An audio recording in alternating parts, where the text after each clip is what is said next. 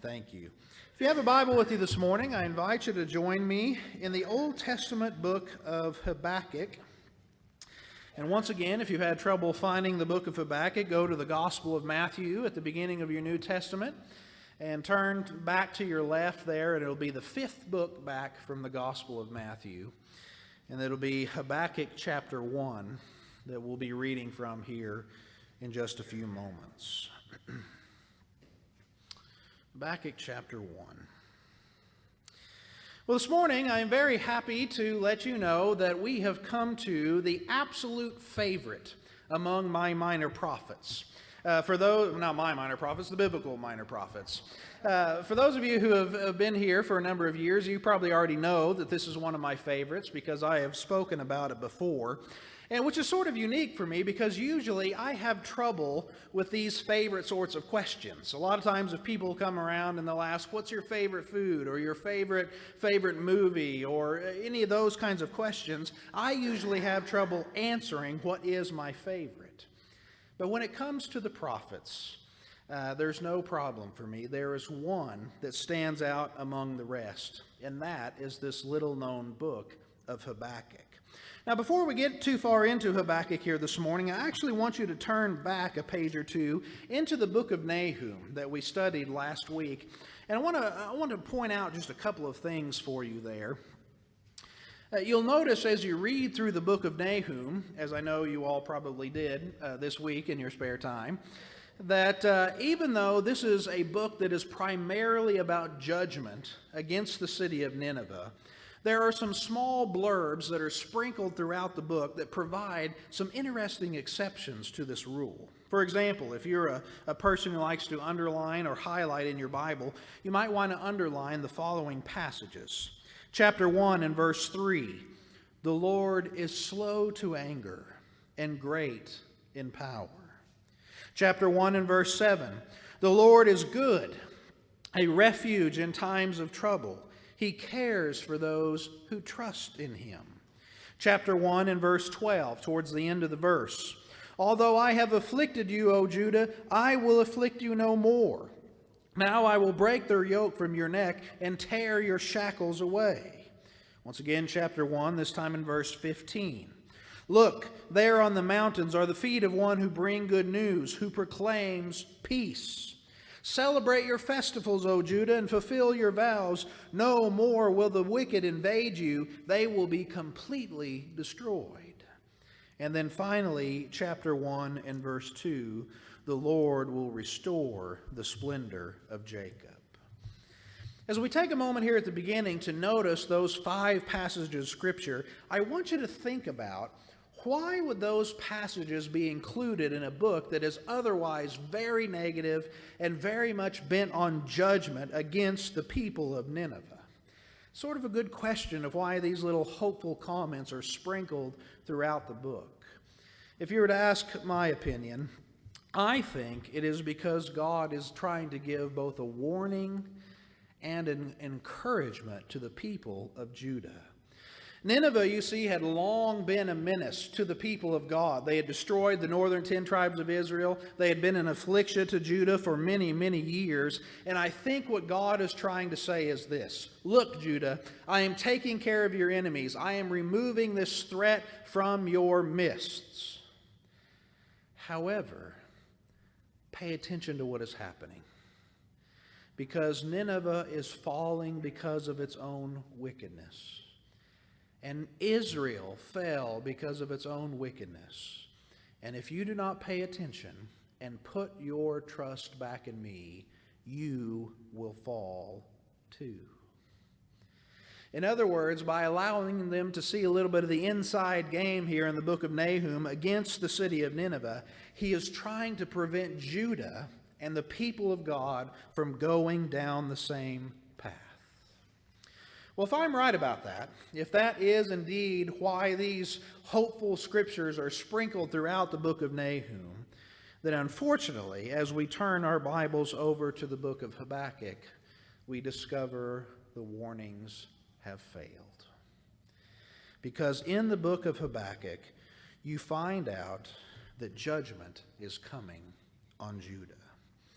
And so with all that being said, you may at this point may be wondering, well, why then is this your favorite book? You know, you could have picked a much more happy-go-lucky sort of book for this to be your favorite among the prophets. And, you know, that could be true, but the minor prophets in total are not exactly cheerful books. And so if you're going to have a favorite among them, you're really not going to get one that's going to be very happy. They are not meant to be happy books. They are meant to be critical. But what I love about Habakkuk, as distinct from all the other prophetic texts we will look at, is what is going to be demonstrated for us in our reading here this morning. Habakkuk is a dialogue between God and his prophet. And that makes Habakkuk a lot different from all the other prophets, because in the other prophetic books, here's how it works. God sends a message to the prophet, and a prophet takes the message to the people.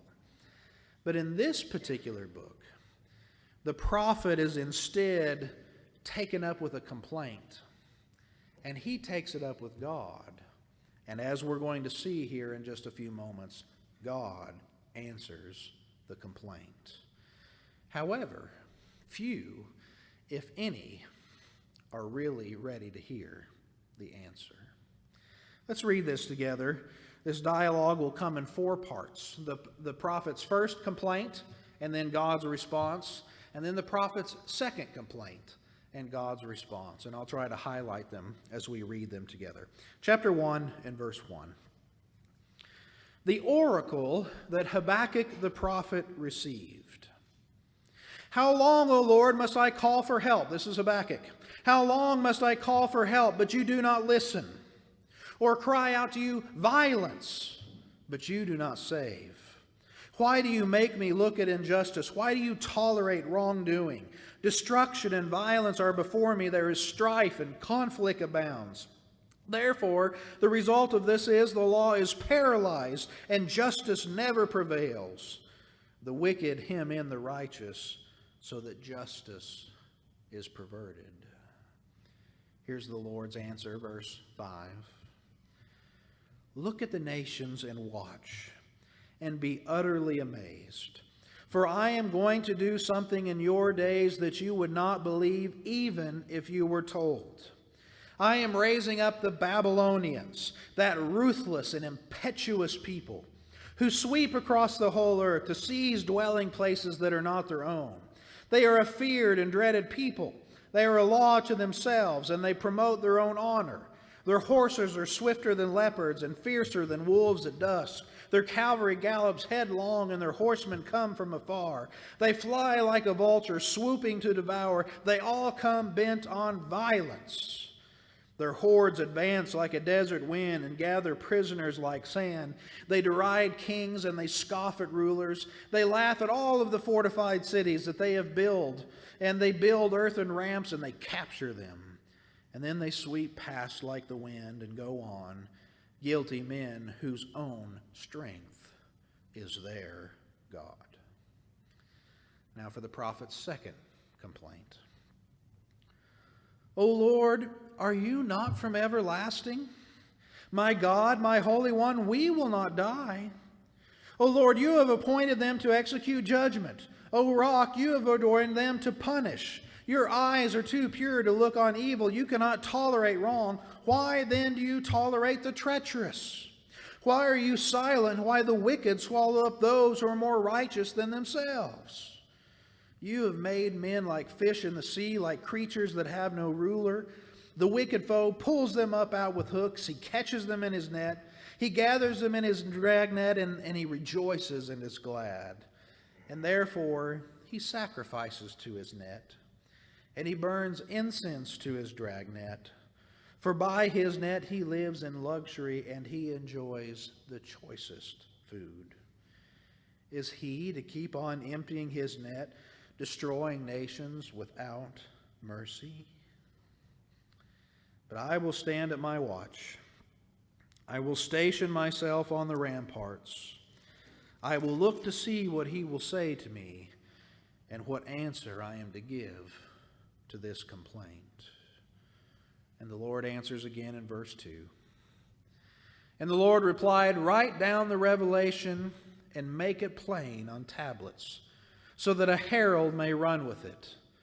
For the revelation waits an appointed time. It speaks of the end, and it will not prove false. Though it linger, wait for it. It will certainly come and will not delay. See, he is puffed up. His desires are not upright, but the righteous will live by his faith.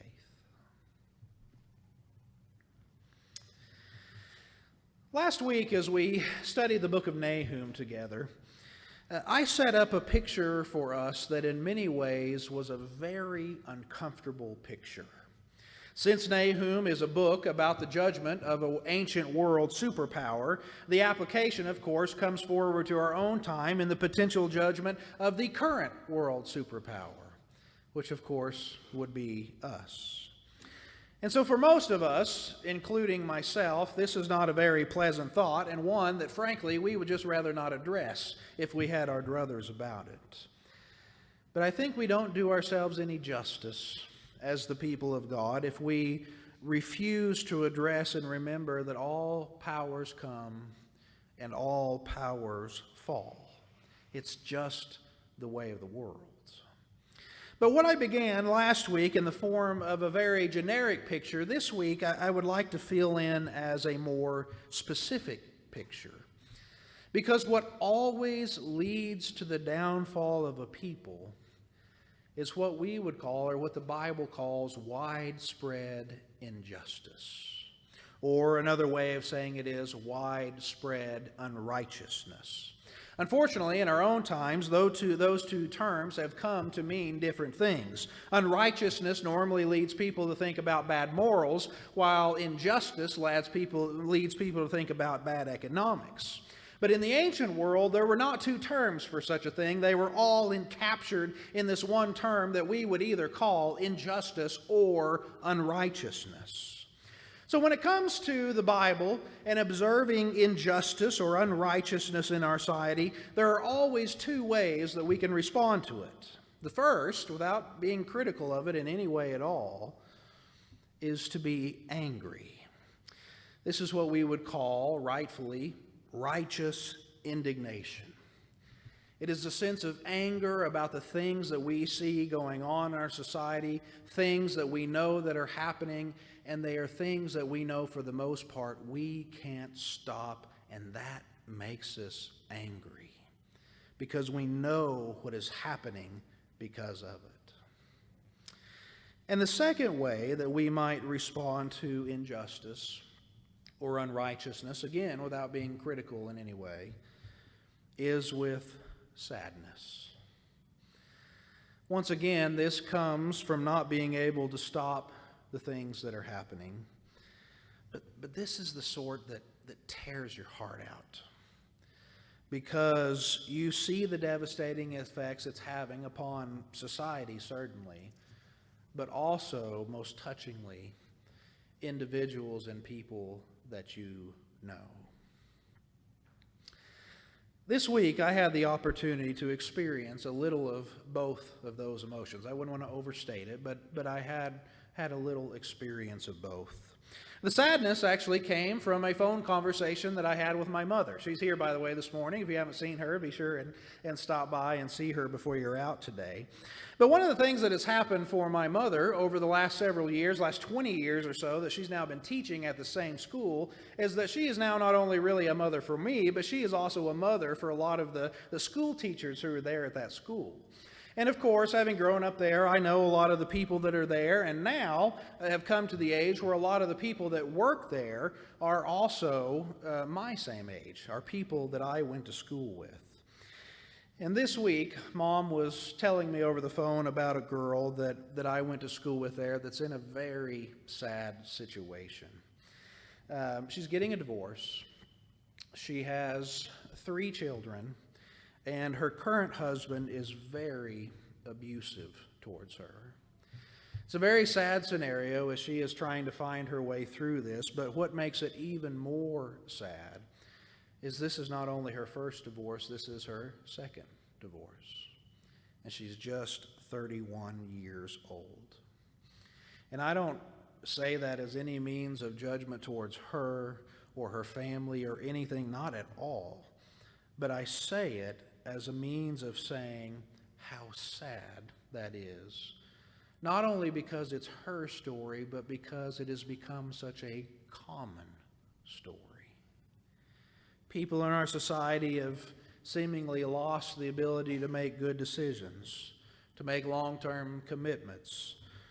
And they are the ones who, in the midst of their own struggles, are trying to raise and teach our own children.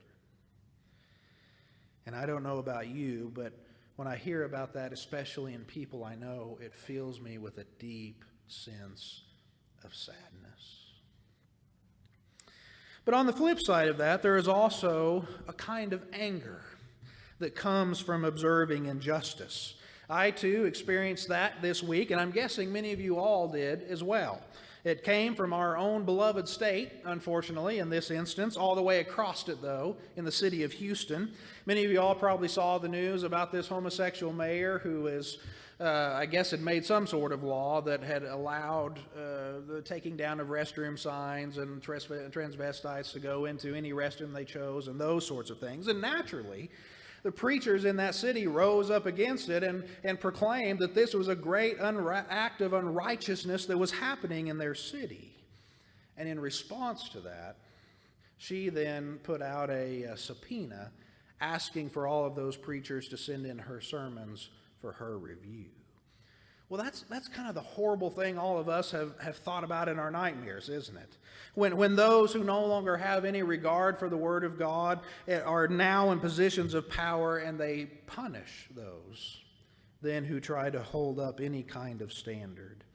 And as you've learned about me over the years, I'm not one to soapbox much on those kinds of issues, but you can't help but feel a sense of anger at the injustice of it all. And there are plenty of other examples that I could have used this morning, maybe several others that I should have used, but these two are enough to make the point. Some kinds of injustice lead us to sadness. Other kinds of injustice lead us to anger. But whatever the case may be, it pains us to see these things happening to the people in the place that we love, does it not? And so you may think, wow, I came to church to get depressed this morning. But that's not my purpose. My purpose is merely to raise it so that you can see in the Bible this morning that we have a friend who knows our pain. He's better than us in most circumstances. He probably has a much fairer sense of right and wrong that you and I do, or a much more critical eye than we do. But he, too, is wrestling with sadness and anger at what he sees happening to his home. And his name, if you haven't figured it out yet, is Habakkuk. Let me tell you just a little bit about Habakkuk in his own time, so this kind of fills in your imagination to know the details that are behind what he's about to say to God. Habakkuk actually lived at a very tumultuous time in Israel's history. Now, we don't know much about him as a man. We don't know what he did for a living or how old he was or where he lived. But we can assume that if he lives anywhere near Jerusalem during his lifetime, there is no doubt he felt a continual sense of pain and sadness for a lot of different things. One of them being the good and righteous king of Judah was now dead. The good and righteous king that I am talking about, of course, is the king named Josiah, one of Judah's greatest kings, maybe second to David only as the greatest king in Judah. But he had got involved with this military event that was going on between Egypt and Assyria and Babylon and these conflicting alliances and battles, and he had got himself mixed up in that, and he accidentally got himself killed out in the middle of a battle one day. And so here comes his young punk son, who knows nothing about his dad's ways. His dad was a great and righteous man.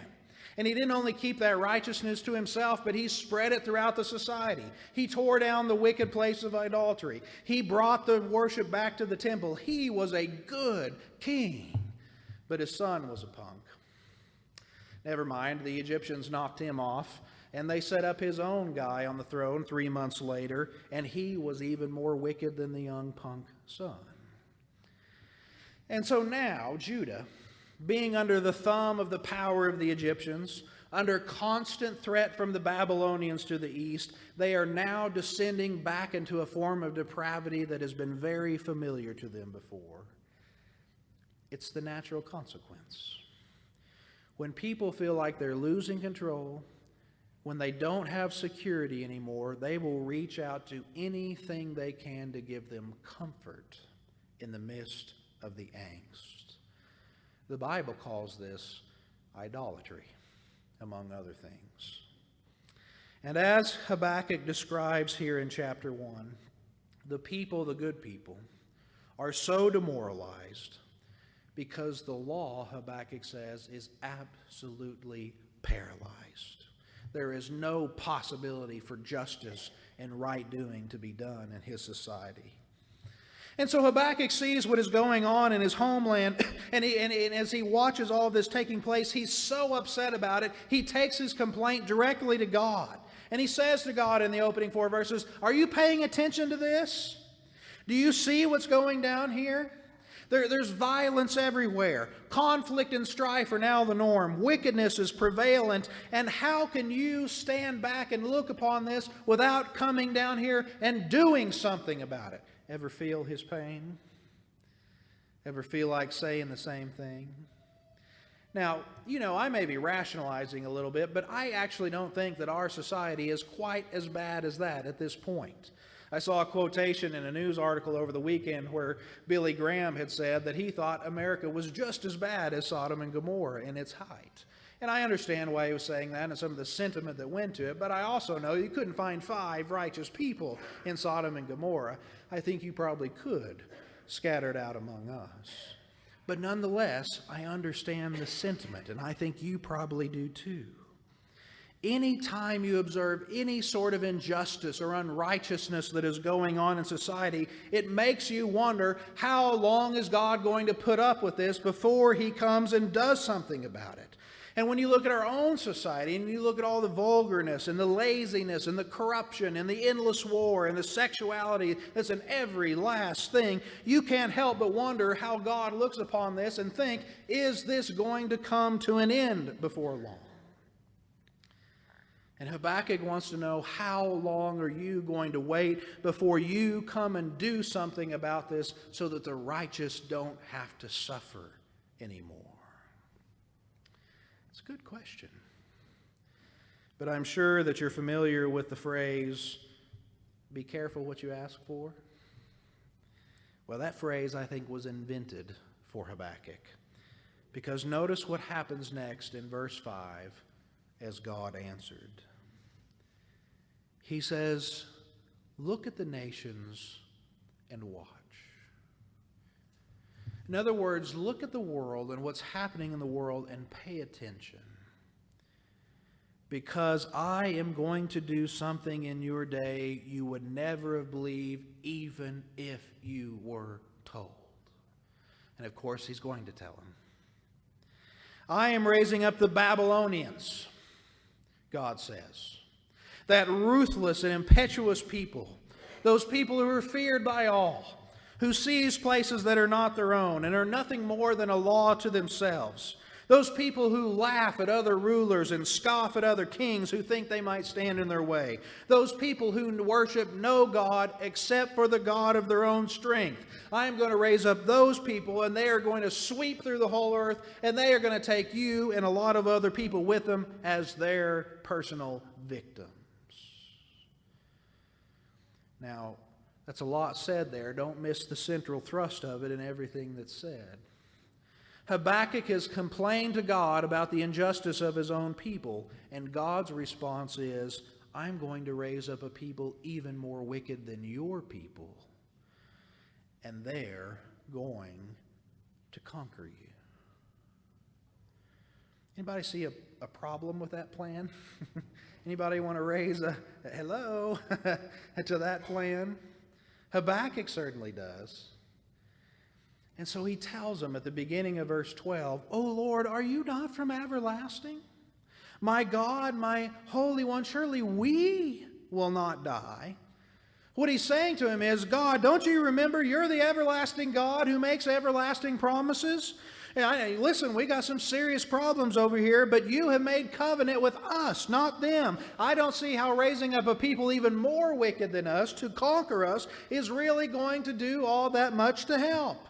Do you feel the pain of his complaint there? Well, needless to say, Habakkuk is shocked that God would devise such a plan for his people.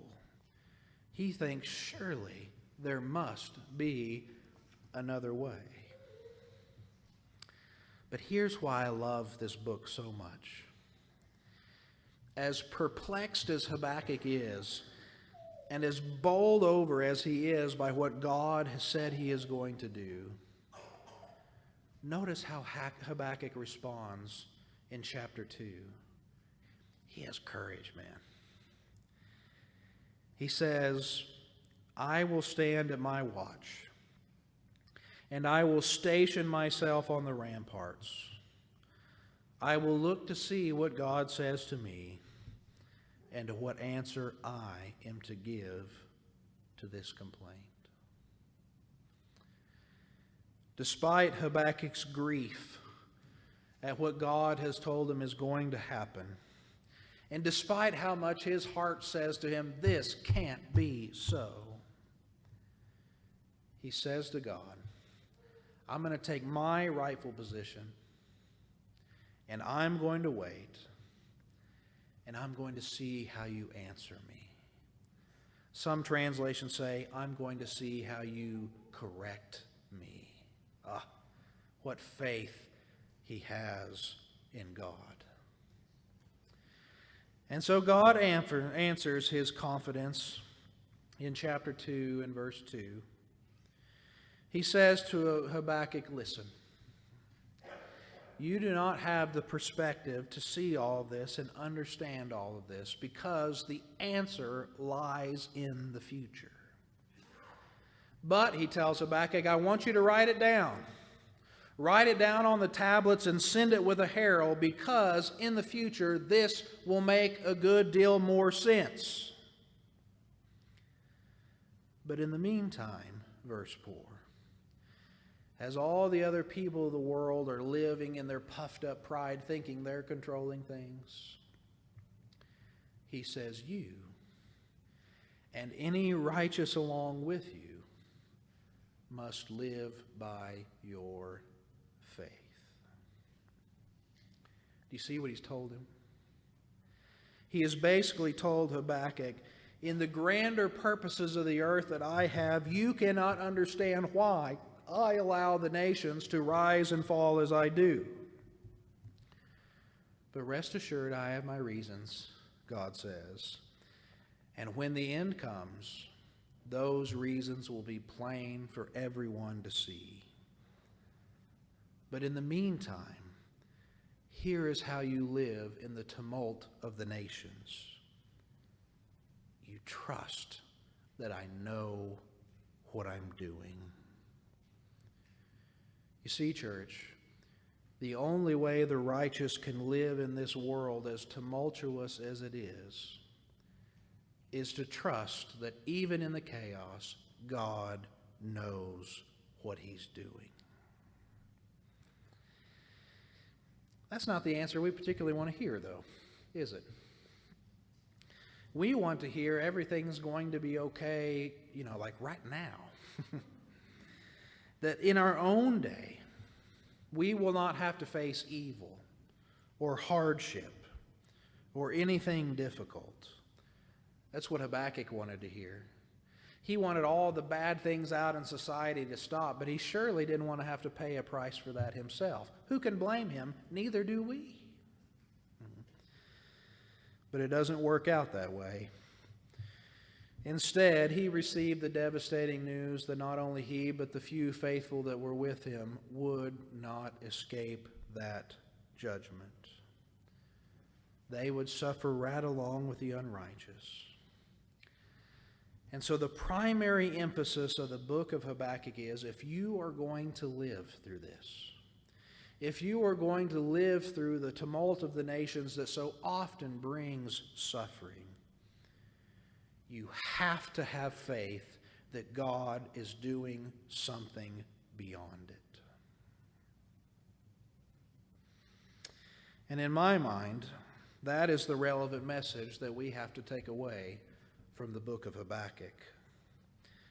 Like Habakkuk and many others since then, we desperately hope, don't we, that we would be spared from hard or troublesome times. But God never makes that promise. Just as the sun shines on the righteous and the unrighteous alike, just as the rain falls on the fields of the righteous and unrighteous alike, so also do hard times fall upon the righteous and the unrighteous alike. But there is a difference. For the unrighteous, it is judgment. For the righteous, it's purification. But even with all that being true, we do have an advantage over the unrighteous. We even have an advantage over a great and righteous man like Habakkuk. And that advantage is the church, we know the end of the story. Habakkuk did not. That's why he told Habakkuk, write it down and make it plain on the tablets, but send it out with a herald, because it's not for you yet. You can't understand it. But church, we have it. We have the revelation of what God is up to in the world. We have the revelation of what He has done to sin and death, and how one day He will remake the heavens and the earth, where we will live in our eternal home forever. We know what our lives will be like there, and what the character will be like for us to sustain our lives there in God's presence. And because we know what God is doing, that allows us to live and even to thrive, even in very difficult times. I can tell you right now, I am no prognosticator of the future. I don't know what's going to happen a year from now, or 10 years from now, or 20 years from now, much less 50 or more years from now. I don't know if we have a lot of good years and good days ahead of us, or as if some of us sort of fear that there's a lot of bad days and difficult days ahead of us. But here's what I do know. Whatever may come to our home, to our church, to our town, to our country, God's eternal purposes are never in trouble. God is never fooled. He's never thwarted. He is always steps ahead of the enemy. And because you and I are in Christ, we are eternally safe. There is nothing that can happen to us that God cannot and will not use for our greater good. That's His promise to us. And so even though we watch much of what we love crumble and decay, we have to remember this is the way it's always been, and it's the way it always will be. Everything in this life is subject to decay and death without exception. But despite this gloomy reality, we hold on to a profound hope, because we know the present is not all that there is. There is an appointed time when the revelation will be fulfilled. And until that day, we have one rule. We live by faith. We trust God because, church, God knows what He's doing. May that be your word of comfort this week and every week. Let's stand and sing.